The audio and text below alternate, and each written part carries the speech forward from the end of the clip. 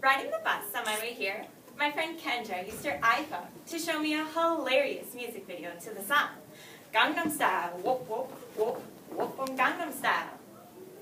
I'm sure you've all seen it before. In fact, looking around at my speech mates, I realized that nearly every single one of them was engaged with some sort of device, whether it was an iPod, iPad, or the iPhone 1, 2, 3, 4, and yes, now even the iPhone 5. Hashtag OMG, I love speech so much. Modern technology is affecting not only how we live our lives, but it's changing the ways we think. First, we will hit our browser's back button as we see how the invention of the cell phone revolutionized the way we communicate. Then, we will scan the depths of the adolescent brain to see how this modern technology is affecting our crucial development. And finally, we will open the page on how it impacts the working and learning styles in school systems today. We may be able to rewire a hard drive, but technology is already rewiring our brains. On April 3rd, 1973, the first cell phone call was made by Martin Cooper in New York. It's been 40 years, and as Cecilia Kang writes in the Washington Post, at the closing of 2011, there were 327.6 million cell phones in use, which was more than the United States population of 315 million people. This rapid growth happened within a single generation, which goes to show how popular cell phones have become.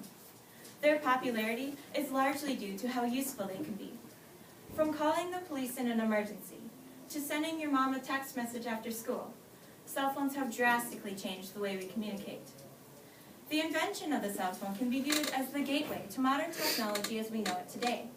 It has made millions of sources of information available virtually at our fingertips. Remember my friend Kendra?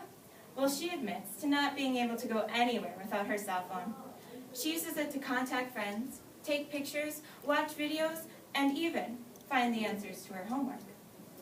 So sure, technology makes our lives easier in some ways. In other ways, though, it makes our lives much more difficult. For as the ancient philosopher Socrates said it, the more we become accustomed to writing down our thoughts and reading the thoughts others have written down, the less dependent we become on the contents of our own memory. I saw a post on Facebook a few months ago. It said, "Ladies, don't expect apt replies from your boyfriends anytime soon." Halo 4 just came out. Shortly after, I learned that the average teenager processes 3,700 text messages a month, and a third of smartphone users go online before even getting out of bed. Now, this got me thinking, what's the problem with spending that much time playing video games, sending text messages, and surfing the web every day? The problem, according to the 2012 Newsweek cover story, iCrazy, is that one of the earliest flags for internet addiction is spending more than 38 hours a week online. Well, by that definition, we are almost all addicts by now.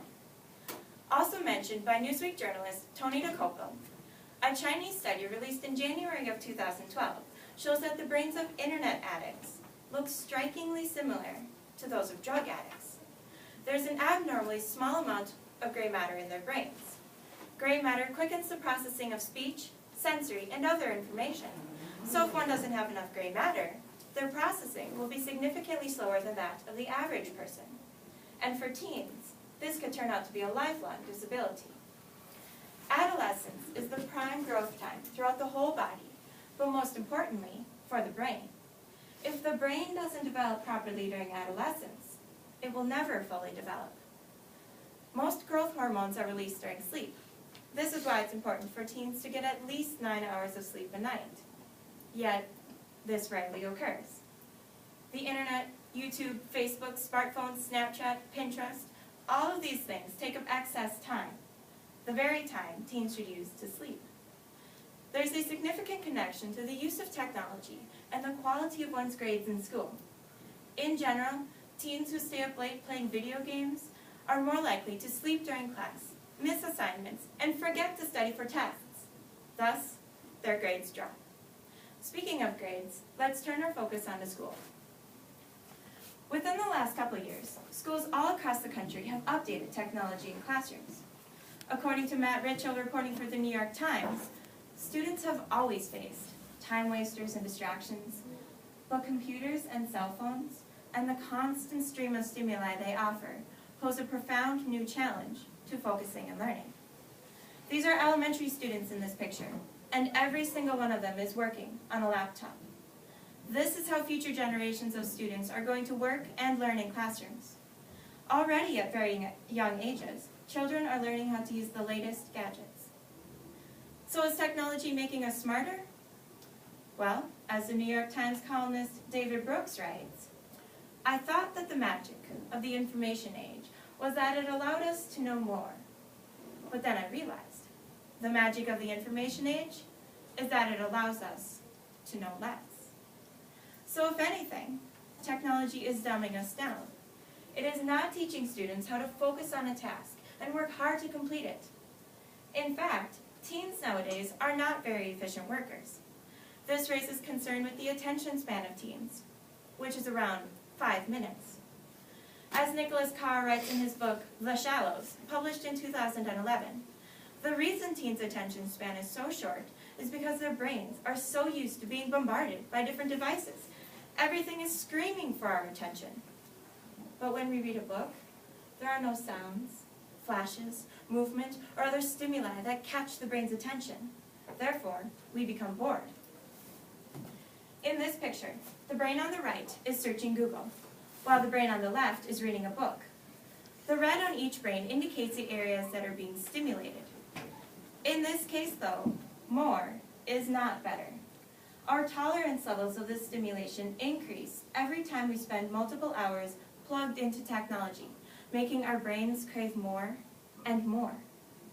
But how much more can we really give? The bottom line is that we are adapting to a fast-paced world, revolving around technology. Whether we like it or not, it's the future of our jobs, knowledge, and way of life. Technology itself isn't a bad thing, and in fact it can be very good, if people know how to balance it. But if our society fails to be aware and use caution, surely Einstein's own words will come true. "I fear the day when technology overlaps with our humanity. The world will only have a generation of idiots."